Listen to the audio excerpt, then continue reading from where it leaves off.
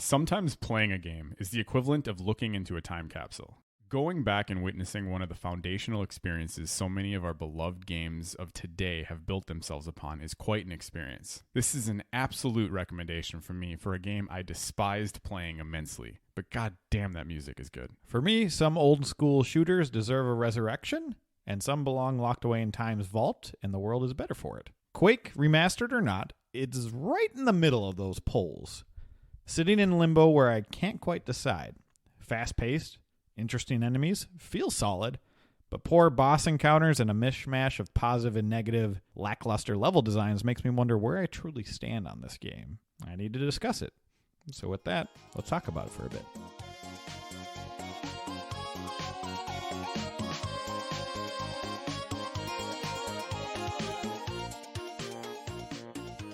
Welcome to Bits of Time, where we ask this simple question: is this game worth your time?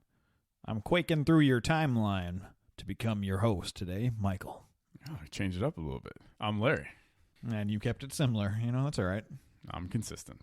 Somewhat. Not in your really. viewpoints of tearing down games. Hey, I recommended this one. Even though you disliked it. So Yes. that'll be interesting.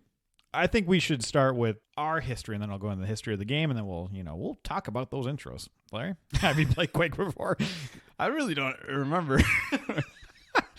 I know you played Quake 3 Arena. So I played. So again, I don't know if I count that as like. It just feels like that's so different than like the Quake experience. True. Very true. I grew up, especially in high school. I remember in computer typing class, we used to play Doom all the time, Nah, that's quite a bit different. and it's completely different. Not completely. Yeah, not completely. Not completely, but yeah, it's so my experience with Quake really was almost entirely in the arena facet. So this was so take that. That's a good important. I'm not coming from like the nostalgia factor of Quake. I'm just experiencing it as is. Yeah, I believe I played mainly Quake 3 Arena. I remember my buddy David like spending all night. We fell asleep and he was like, I finally beat it. It's like, okay, cool. Awesome. But yeah, I remember I've played the multiplayer more recently back in LAN style on like Apple computers. It was really fun back in the day at some convention that I went to.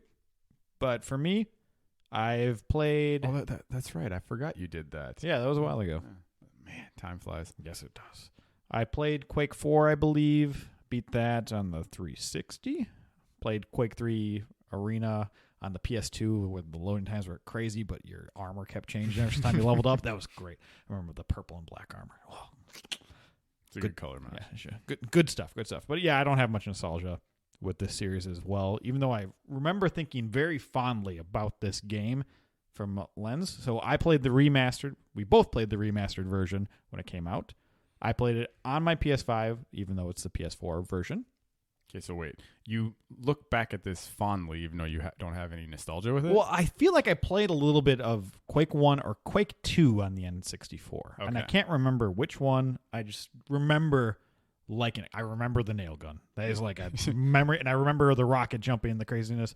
Oh, I think he was called Uriel when Quake 3 Arena, where he had like the wings. Oh, the hood. You know what I don't understand about my brain, and I just truly think there's something wrong with me, like medically, is whenever I think of Quake back in the day, I just think of Turok, and I don't know why. I can't figure out what it is with my brain. Huh. There's like a wall in my brain that as soon as I start thinking about Quake and the guns, I instantly jump into Turok world, and I don't know why. I mean, they have wacky guns. Actually, Quake guns are kind of play it safe for the most part. We'll get into that later. Mm-hmm.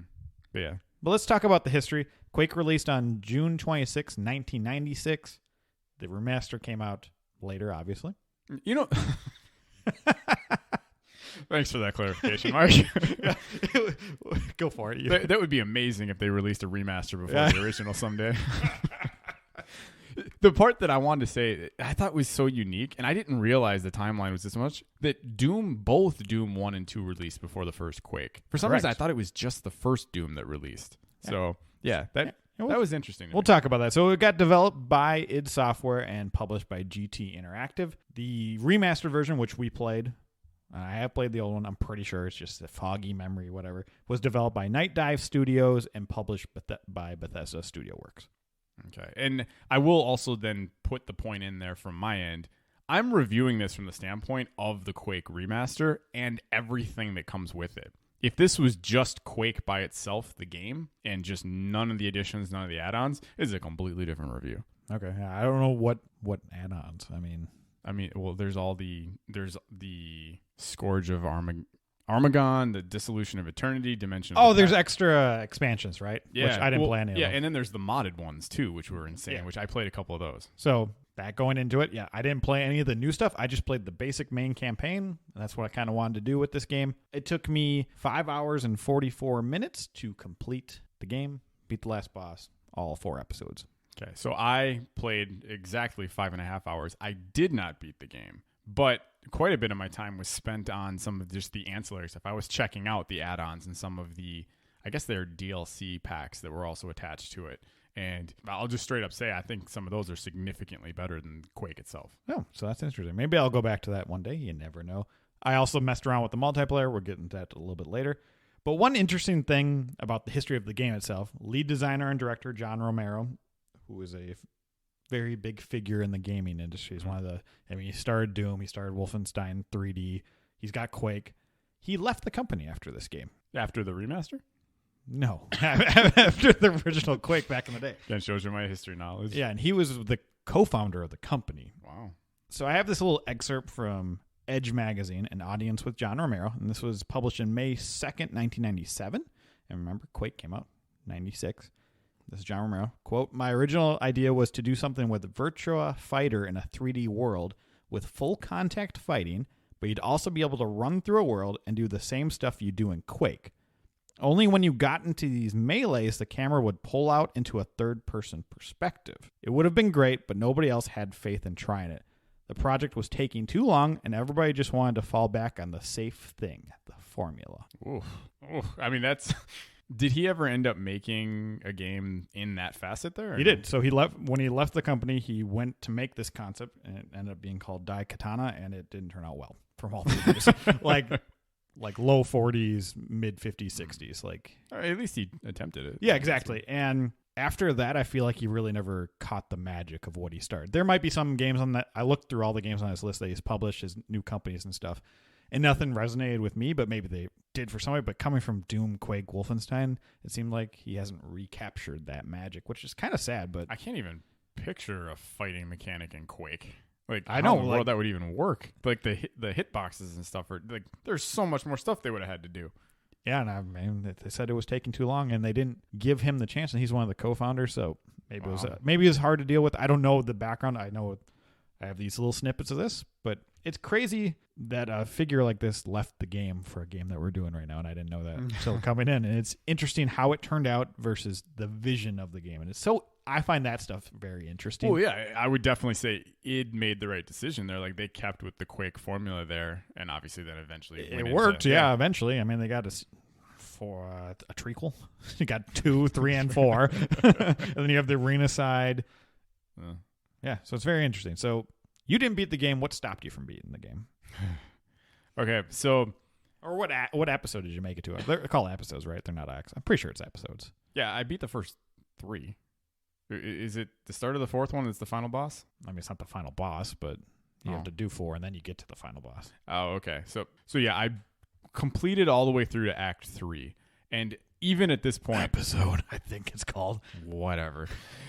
At the end of the day, for me, it just came down to I was absolutely pushing myself through this game. And I will say it this way. The controls in this game, I'm so glad we are where we are now.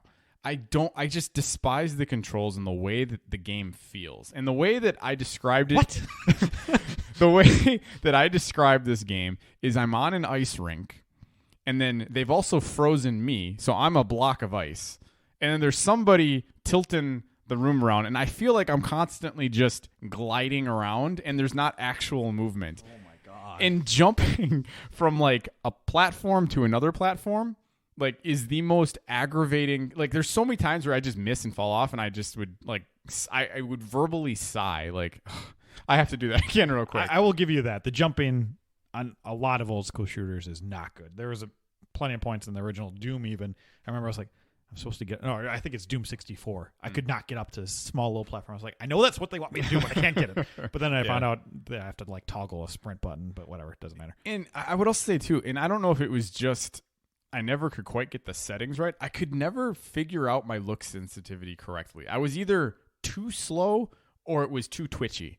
And I couldn't. This is a very twitchy game for sure. It is. But to me, it was the shooting I never had for the most part too much of an issue with. It was the movement. I just despise 100% the way the character moves. Like I've never. You don't like the fluidness? No, I feel like it's fluid. I don't think. And again, I know a lot of people say that. I don't feel the fluidness. Like to me, this game made me appreciate, like especially for me, and maybe this will trigger people. I'm coming off of like the most recent shooter I've played is Halo. It just made me so fondly appreciate the movement of where we're at nowadays.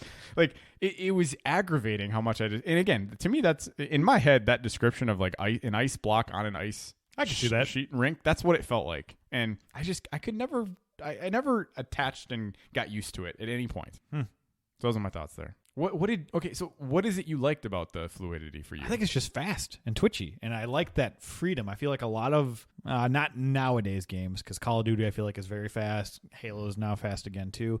I feel like in that mid-2000s, 2010s, everything kind of slowed down, and this was like a return to form. I remember when Doom 2016 came out, and I was like, oh, this is fast, and I missed that. And then I replayed the original Doom, was like, oh yeah, it is really fast. You just fly through these levels. Yeah. And the strafing is really good. And I feel like Quake isn't as good, but it's close to that. Yeah, I would say, and it's not fair to compare Doom 2016 to this remaster, but Doom 2016 is the movement style in this facet that I appreciate. I think just Doom, if we're going to even go to that point, is just so far beyond superior to Quake that it's not even worthwhile. And again, this game's biggest strength to me personally, outside of, again, I really appreciated the bundle. Like I can't state that enough. Like everything included in this, there's so much stuff in this little tiny bundle. And I know you didn't check that stuff out, but there is a lot there. And there's some of the scenarios, some of the things they can do, they change up the game mechanics entirely, are really good.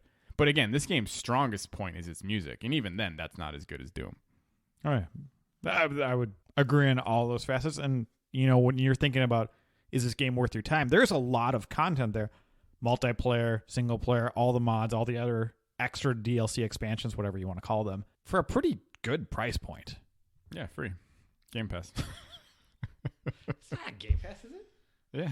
Well, oh yeah, it's a Bethesda game, isn't it? It's not free. You pay a subscription, Larry. Okay, fair enough. You got me there. But then, so I guess that's also then telling. I played it on the Xbox Series S because X's don't exist. Yeah, at the time of this recording, or maybe ever.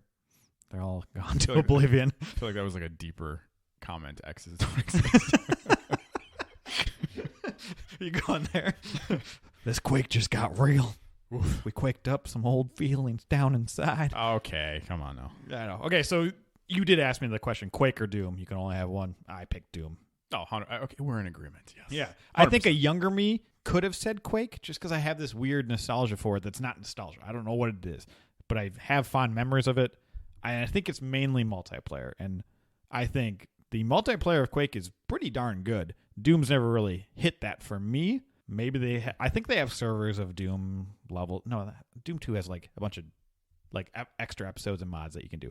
I don't know if they have multiplayer. Maybe they do. I don't know. You know, that's actually kind of an interesting point. I think I had more fun playing the Quake multiplayer against you than I ever did playing Doom 2016 multiplayer. Yeah, I agree. So that's interesting. And I would say, because as I said earlier, if I had to make the pick, I would clearly pick Doom. And then clearly I've already answered it. If I had to go younger me, if I had to go between Doom and Quake, I guess I'd pick Turok for some reason. Because that makes all the sense. No, it doesn't. Turok would be a fun game to do someday. We might have to do that. I don't know which one. There's 1, 2, 3. There's a new one. I'm not doing the new one. It's going to be 2 or 3 if we do it. Or maybe 1. I don't know. We'll figure it out. Someday. You literally got a behind the scenes of what it's like for us to pick games. Who knows? So you also asked me, what role does nostalgia play with your game? Not much. I have fond memories. You don't have nostalgia. The series as a whole, I like it existing in general because I feel like it's Doom, but not. It's different enough that I feel like if this comes back someday, you know, Quake Champions, I feel like didn't light the world on fire. I don't know if this game needs to light the world on fire. I think this remaster, I don't know if it's doing well. I haven't really looked up sales or anything, and I think it's just fun. It was a good price point. I think I paid $15 or maybe even on sale like $10 when it first came out. I bought it day one. I was like, oh, this would be a fun game. Yeah, I actually don't know where Quake goes. I know they did the Quake Champions, which I don't think quite was nearly as successful just as they said wanted. that, so yeah, thank you. Oh, so I clearly wasn't listening to you. It's great for a co-host. Point. Yeah, that's all right. What I was trying to formulate in my head, the idea of like Quake almost has to do what Doom did. Like it needs that big of a. I feel like so too. But my question is, can it? I feel like so too. Is that a? We're just doing amazing on this episode. Sorry, listeners. So, if you get a brand new Quake, can it differentiate itself enough from Doom? I think it can. I feel like one of my things I said, the enemy variety, I think is unique enough that, some of them are kind of samey.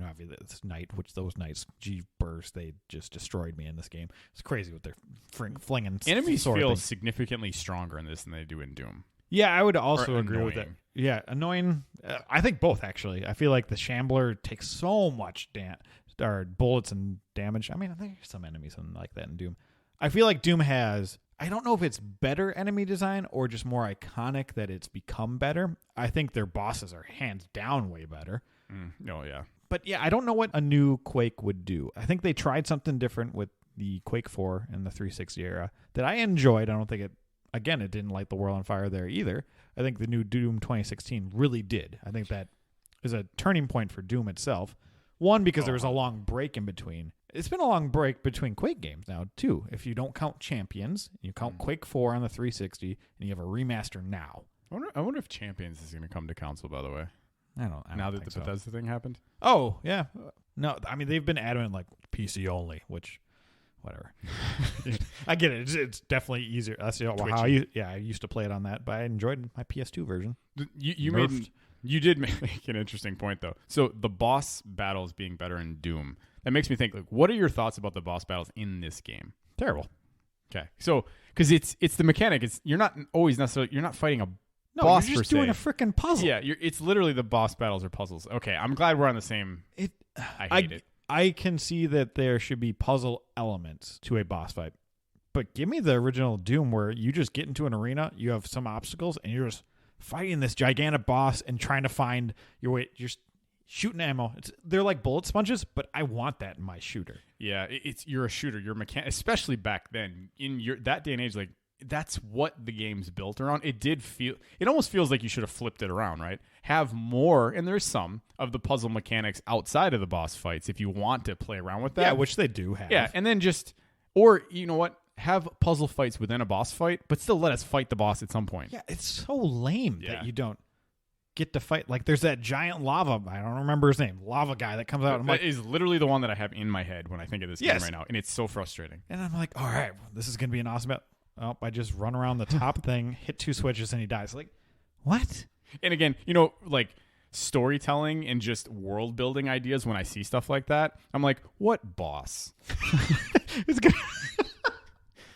Like why? That's a good point. Why? It's like Bowser. Why you keep putting a switch behind you, man? Like, don't stand on a bridge that I could just fall you into lava. That is definitely, like, again, for all the hand-holdedness that games are heading towards as we go year to year, I do feel like there are more games starting to realize, okay, we have to appreciate that the people playing these games are intelligent as well. And so you have to develop games where there's actually logic behind boss fights. There's logic behind, okay, they wouldn't just have this button sitting here that cripples your boss. Like, that would never be a thing. I mean, some games don't need that, right? You can just throw whatever game, have it be a video game, and it's fine. But I feel like a game that's building up this lore, you're finding these relics, you're going to different dimensions, like, that seems pretty interesting. So why when you gamify it so bad that it's like, really? Okay, you didn't get the end boss. The end boss is so freaking stupid. I hate it. It is, when I finished, I think I even texted you. I was like, I was so mad. I wish I still had the text, but so the boss is in, you finally beat the last episode, you get down, you like go below where that little hub world is. I wouldn't even call it a hub world, but it is. And it's like sending out these blob looking things around the map. And you have to get to a point where you can get closer to the thing. So I like jumped at the creature. It's a big her thing. I don't know. It looks like a tree and a blob with spikes on it. I don't really know how to describe it, but look it up. Quake final boss. And I just went over there and I started shooting it, and I was doing 0 damage. Like, it's in like this lava pit, so I was like, all right, if I can survive the lava, I can get to it. And I was like, all right. So obviously that's not what I'm supposed to do. So you have to go around, and a bunch of enemies like warp in, like the shamblers, and it's an intense fight to get there. But I was at the end, and I was like, all right, I see these things going through the boss. Like the blobs, they're running a circuit around the level. Okay. And I was like, all right, well, obviously I have to do something. So what you do is you teleport into the blob, and then you just blow up the boss. So you telefrag it. Oh, no. Really? I was so, like, all you do is get into that. There's like some warp point, or I can't remember exactly, but you get into the blob while it's inside. No, yeah, you teleport. You hit a teleporter, and when it's passing through the boss, you go through and it explodes from the inside. And I was so mad. So what do you think the thought process is in a game design? Like when you're creating stuff, like, is it you're limited by the resources you have on the consoles back in the day? Like, what's the thought process? Because Doom ran on the same engine as this, and they had great boss battles for even that time. I think they tried to make it different, but here's my thing. This giant threat is coming, right? This final boss, and it's just sitting on a patch in the lava pit, and it's sending out these spawn things, and all you have to do is go inside one. Like, what? I was so mad. Again, you would ask, why then the one thing that can beat you do you have just going through? Right. And why is there a teleporter? That would drive me nuts. Yeah, it was super frustrating. So I think that colored my feelings on the game initially. And now, I'm going back on it. I'm thinking about all the stuff I liked up to that point. I know endings tarnish your opinion on a lot of things, but it's not always about the ending, it's about the journey. And I think another thing with that is there is definitely a difficulty spike. I died many times in this game. At episode 3 and above, much, much harder. I noticed Acts 1 and 2 went decently smooth for me. I can't remember what it was, if it was the enemies were hitting me harder or there was just more of the enemies at the time, but Act 3 was significantly more difficult. I don't know what level it was because I didn't write down the names, but there's a level where you start off, you're kind of in water, you're walking around water, and you have to go way up high, and it's like grassy and stuff, and there's like those floating ghost blob monsters. Yeah. I think that's actually Act 3. It is. I'm pretty sure. It is. It's either the final level in Act 3 or the one right before it. And I died so many times. Like, I actually had to take a break. I was like, all right, I'm going to come back to this level. And I hoped I was going to do that thing where I beat it right away, but it still took me a couple extra tries. But I just feel like, also, for level design-wise, I really like the first initial level for every act. Or every episode. That's spacey, Marines, whatever. And then you go through the dimensions. I feel like those levels are really well made, and that I kind of wish that a lot of it stayed in that and you didn't go to a different dimension where it's like castles and stuff. Yeah. No, I think I would agree with that. I think for me, just in general, I thought there was a couple different levels where the level design itself with some of the secrets and just the off the beaten path items and like pickups you can find, I thought was pretty cleverly done. And so I actually didn't have an issue with the level design itself. The aesthetic of the levels, I think, kind of started growing on me a little bit, and I just wasn't a fan. And again, this just shows you where gameplay kicks in. I just despised the gameplay so much, and I almost feel like this is, I think, Star Fox Zero. It was a similar thing where that detracted from my experience from the game so much that I just wasn't appreciating some of the other stuff. But I didn't necessarily say I would complain about the level design. The looks of the levels, I started getting tired of. The enemy design, I didn't necessarily. I thought the ghostly things just were beyond annoying. I hate those things. And again, that comes with the aiming mechanic, I think, a little bit. At any point, if I could shoot at you without having to use the left thumbstick, I was good. As soon as I had to start incorporating that to look up, I started struggling. But yeah, the levels themselves, it's definitely not one of its strong points either. But I feel like they probably encapsulated going to a different dimension well, but at the same time, it got tiring really quickly. Yeah, I would also say this is the arena shooter. Like, I just didn't care what was going on in the game at all. Like, I didn't even really understand why I was there and why I'm shooting these things. Like, I didn't care to pay attention to that stuff. And I think, to me, there are some games where they can get away with that, and then in this game clearly can. It's just I didn't want to keep playing this game, and that's a problem. Clearly for me, anyways. And I know there are diehard Quake fans out there. That's fine. There's nothing wrong with that. there's literally no reason whatsoever I ever plan on picking this game back up again. Even with the extra mods and episodes. No, I checked them out. They're unique. They're fun, which is, again, why I give my recommendation the two ways. One, I just think it's important to see all of us that are so into FPS and arena-style shooters. It's really fun to see what, like, you kind of see the beginnings of, like, the deathmatch, the one-shot kill mode, the speed and the fluidity that can be in a lot of these later games that have come out. It's fun to kind of see where it started. And then if you are a fan of this and you can get past some of that stuff, yeah, the extra modes, the fact that they completely change up some of the gameplay mechanics and just the scenarios that are built upon some of these add-ons and DLC content are really, really, really good. And if you're already liking Quake, this is a good package for you. Outside of that, no. Okay, so you, in a sense, it is worth your time. Yeah. If you... Yeah, it sounds. I feel always weird. If you like Quake, you'll probably like this. I mean, well, that's kind of obvious, but at the same time, but if this was Quake by itself, I would not be recommending it, even if you liked it. Exactly. It's the package itself, and again, I think that's one of the things that's going to get interesting with our podcast. Is there will be times where it is you can recommend something, and just be like, "This is why I'm recommending it." I'm not necessarily recommending it because I think it's a good game. I don't think it is. I think I've stated that I feel like you're sitting at like a 70 or something like that. Yeah, I'm in limbo. Yeah. Limbo. Okay, fair enough. That makes sense.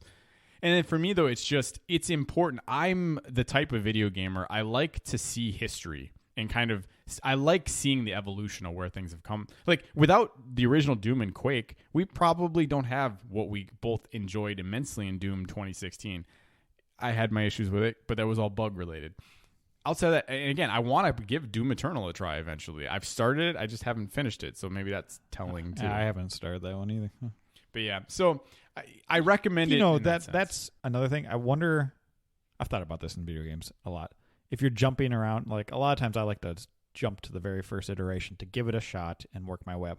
I do feel like sometimes that makes you run out of steam with those types of games. Like I did Doom 2016. I was like, I want more of this. And in Eternal, I was like, I already did this though. So that's an interesting place to be, because I actually think to that point, if you go back to the beginning, two things can happen. You can either really appreciate where you are now, or like you said, maybe you do burn yourself out a little bit, because again, the jump from 2016 to Eternal, that has to be there. I think Eternal, the way how well that thing's optimized and how well it runs is phenomenal. It's insane. But like you said, you are kind of doing all the same things. Maybe I need some more space. I need to wait a couple more years until I'm like, you know what? Okay, I want this style again. Let me go jump in and play that. Which is super funny because, I mean, this ties in. When I played through Doom 2016, I can't remember if I did right before 2016 came out. So I didn't even know this was announced. For some reason, I got through and I played on the PS3 version. I bought the collection of Doom 3 and it came with Doom 1 and 2.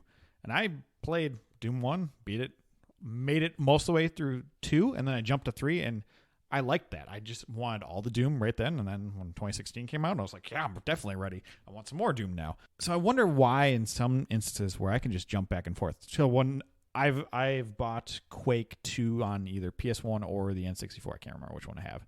I might have both because I'm like that. I have no desire now, after being this one, to go and do that one or revisit Quake 4 or Quake Champions. And it's weird how that works, because in my head, I really want to try Quake 3 Arena again. If there's still servers alive, I'm sure there are. Do you think it's also, there's an easy answer to that? Just Doom 1, 2, 3 and Doom 2016 are just games you enjoy immensely more than Eternal and then all the other Quakes? No, I mean, I haven't tried Eternal, so I don't know. Oh, okay, you haven't even played it. Okay. I own it, but I haven't played it. I mean, maybe that's what it is. I enjoyed my time with Quake. I didn't love it. Doom is way better, in my opinion. Boss fights and all that jazz that we talked about. Oh, here, actually, I'm going to interrupt you there. So before we get too far away from the boss fight mechanic, so we kind of talked about how much we despise the boss fights, whatever they are in Quake here. What do you, are there specific mechanics you like to see with boss fighting in arena or FPS shooters in general? Because the bosses in these types of games are a little more sometimes tricky to really make really, really memorable than other games. No, I think what I said earlier, just give me a cool-looking boss, give me an arena with some cover, and just let me just wail on it with really cool guns. And it's pretty simple like that. I think that's all I need. You know, it'd be kind of fun, and I'm sure this exists, but like a Soulsborne type style game with like crazy difficulty spikes, but in shooter form. I'm sure I know there's third person ones. I'm sure there's a first person shooter out there. I mean, I'm sure somebody has compared that with Doom 2016. This is the Souls of really? Yeah, I'm sure there is. I'm sure there's out there. Yes. Yeah. But yeah, I think nostalgia doesn't play a role in that, and I think you can run out of steam when playing a game in a series like this. But I'm happy I played this game because then I know, there's good about it, there's bad about it, and I'm happy I did it. Yeah, this is definitely that unique, weird middle ground where I didn't enjoy it per se, but like I'm glad I experienced it because it's making me appreciate what I'm playing now. And that's not to always say that things now are better than back then. That's absolutely not my take. This particular scenario, though, the way it's kind of insane to think about how far controls have come, how good we are at controlling our character within the bounds of whatever world we're in a video game. Yeah, and that's really cool to witness, and I really like that about this. So again, this is a unique recommendation from me, but I'm gonna push that boundary probably every single episode. You're trying your best, that's for sure. And I think we are getting back to that fast-paced mode, and I think it's interesting because it does feel better now, but it still can be quick. You still have sprints. But yeah, I don't know. I don't know what it is about it. Well, so it's fascinating to me that like we both grew up playing the same games, and how just immensely different, even in a game like this, our viewpoints are. Like, we both aren't high on the game, clearly. Like, I'm not at all. You are middle ground. It is still fun to see, like, you look at it as being fluid, and I just despise the controls. That shows you how it's got to be so difficult making a video game. Like, I just think about that. Like, we're not that dissimilar outside of video games, but then our interest in video games are vastly different. Yeah, it's super and weird. This is a prime example of that, where it's pretty fascinating. Yeah. So let's get on to some quick bit questions this time.